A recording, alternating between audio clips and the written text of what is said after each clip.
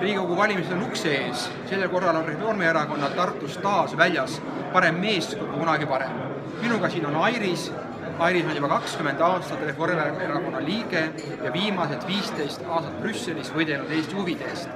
On väga hea meel, et Airis on otsustanud seekord üles astuda ka kui kandidaat.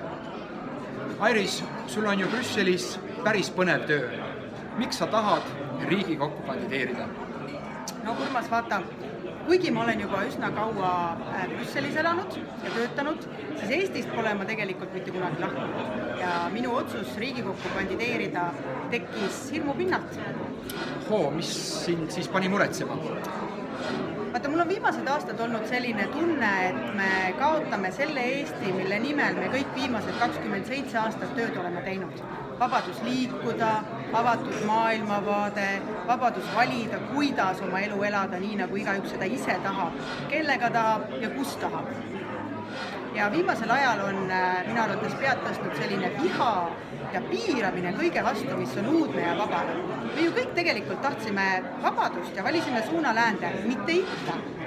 Seda on hea kuulda.